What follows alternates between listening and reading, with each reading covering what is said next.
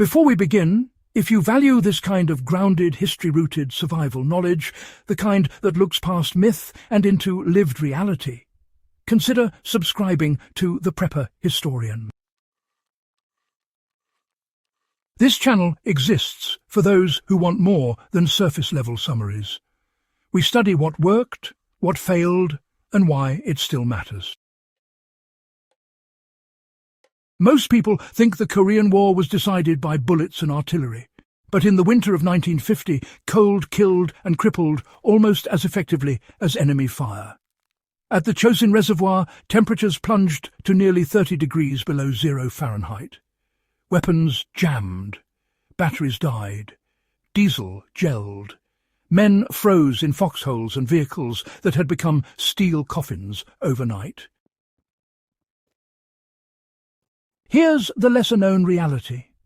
Many casualties occurred not because soldiers lacked bravery, but because they lacked insulation, fuel discipline, and a clear understanding of how cold truly works.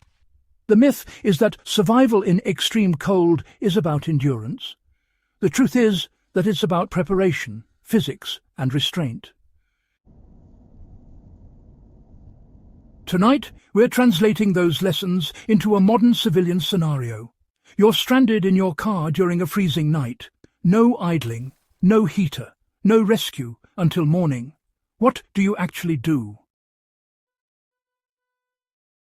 The first principle is understanding that your car is not shelter until you make it one. A vehicle is a metal shell. Metal conducts heat rapidly. Glass radiates it away. Your car, left unprepared, becomes a refrigerator. Soldiers in Korea quickly learned that trucks and jeeps offered psychological comfort, but little thermal protection. Men sleeping inside uninsulated vehicles froze just as quickly as those outside. The mistake civilians make is assuming, I'm inside, so I'm safe. Inside what? Thin sheet metal and glass. Your first task is insulation, not warmth generation. If you have extra clothing, blankets, towels, seat covers, floor mats, layer them. Insulate your body first, not the cabin. Your metabolic heat is your only renewable heat source. Preserve it. Then insulate the vehicle interior strategically. Block windows with clothing or spare fabric to reduce radiant heat loss. Use floor mats or spare items to reduce conductive heat transfer from seats. If possible, create a smaller microclimate space inside the car, such as the back seat with blankets draped overhead. During the Korean War, soldiers dug into snow, not because they liked snow, but because snow insulates. Air pockets trap heat. You're trying to replicate that principle inside a vehicle. Now, the second principle is that moisture is your real enemy. Cold alone is dangerous, sure, but wet and cold together, well, that's absolutely lethal. At Chosin, sweat killed as surely as frostbite. Soldiers who overexerted themselves and then stopped moving, they froze when their damp clothing trapped cold right up against their skin.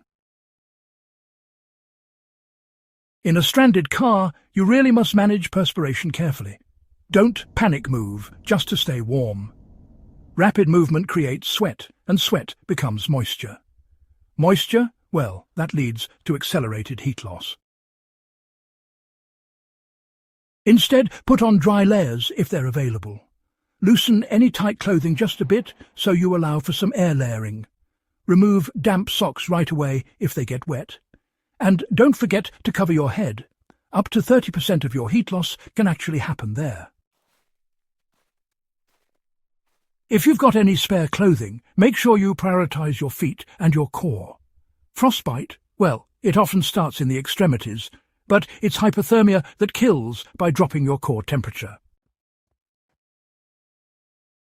The third principle is that controlled breathing and careful positioning conserve more heat than frantic movement ever could.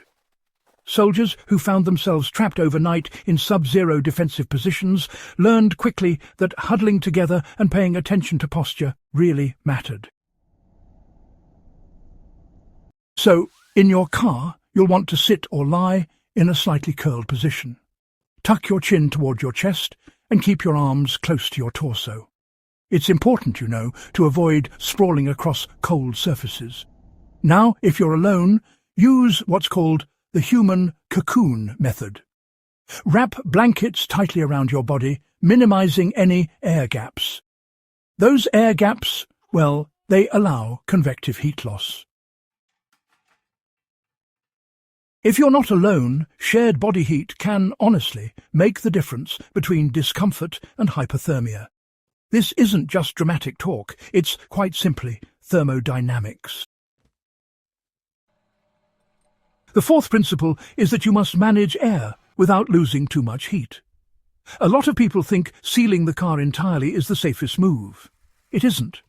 Even without idling, a completely sealed car can, over many hours, accumulate moisture from your breath and actually reduce oxygen levels.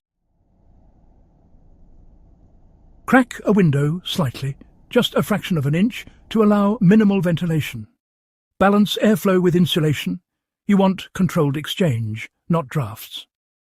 During the Korean winter campaigns, poorly ventilated shelters filled with condensation, which froze and worsened cold exposure. The lesson is subtle, but vital. Stale air and dampness are slow killers. The fifth principle is conserving battery power, and fuel is not optional. It is strategic. One of the most tragic patterns during winter warfare was premature fuel exhaustion. Engines idled for comfort, then failed when true emergency mobility was needed. If you're stranded and fuel is limited, do not idle continuously. Even intermittent idling carries risk of carbon monoxide if exhaust becomes blocked by snow. Instead, you should clear snow from around the exhaust pipe immediately if the engine must run briefly.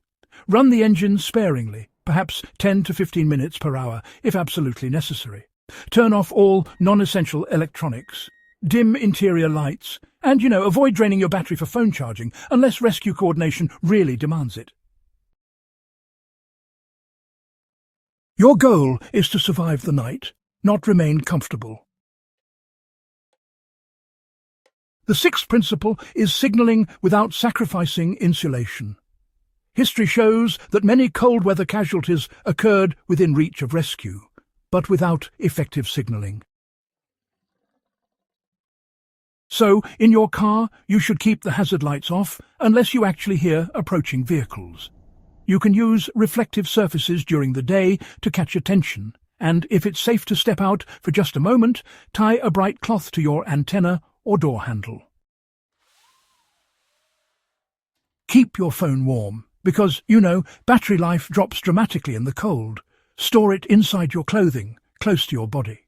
Oh, and remember, a frozen battery isn't necessarily a dead battery, but it might act like one until it warms up. The seventh principle is understanding hypothermia before it understands you. Hypothermia doesn't announce itself loudly. Early signs to watch for include persistent shivering, clumsiness, slurred speech, confusion, and, irrational decision-making. Late-stage hypothermia is, deceptive. Shivering may stop, and a person might actually feel warm. But let me be clear, that is not recovery. It is, in fact, system failure. During the Korean winter, some soldiers even removed clothing in the final stages, a phenomenon known as paradoxical undressing. Cold, you see, distorts perception. Monitor yourself. If your thinking becomes foggy, try to force simple tasks. Wiggle your toes, flex your fingers, adjust your posture, speak aloud, even if it feels a bit odd. Consciousness maintenance really is survival maintenance. The eighth principle is that preparation before winter matters more than improvisation during it. Military units that rotated dry socks, carried extra insulation, and enforced fuel discipline suffered fewer cold casualties. Not because they were tougher, but because they planned. For civilians, that translates into a winter vehicle kit. So you'll want a wool blanket or a sleeping bag rated for sub-zero, chemical hand warmers, extra socks and gloves, an emergency bivy sack, water insulated to prevent freezing, and of course high-calorie, non-perishable food. You should also include a small shovel, a reflective emergency blanket, a flashlight with spare batteries, and a portable power bank kept insulated. Honestly, a $50 preparation kit can prevent a fatal night. The final lesson from the Korean War is that cold punishes arrogance and rewards patience. You know, many casualties occurred during unnecessary movement, units pushing when consolidation was wiser. Cold environments, well, they demand humility. If you find yourself stranded, it's best to stay with your vehicle unless you can clearly see rescue nearby and it's within a safe walking distance. Make sure to conserve your energy, hold on to your body heat, and, keep your mind sharp and clear. Your vehicle, honestly, is much easier to spot than a person walking on foot in the snow. Survival in freezing conditions is, well, rarely about heroic acts. It's really about minimizing mistakes, hour after hour. The men at Chosin did not survive because they were superhuman. They survived because they adapted, layer by layer, decision by decision, respecting the cold as an adversary equal to any army. A freezing night in your car is not a war zone. But, the physics are identical. Heat leaves, moisture kills, fuel runs out, judgment degrades. If you remember nothing else, remember this. Insulate your body first. Control moisture. Conserve fuel. Stay with the vehicle. Monitor your mind. History doesn't just tell us what happened. It teaches us what endures. And cold, more than any enemy, endures.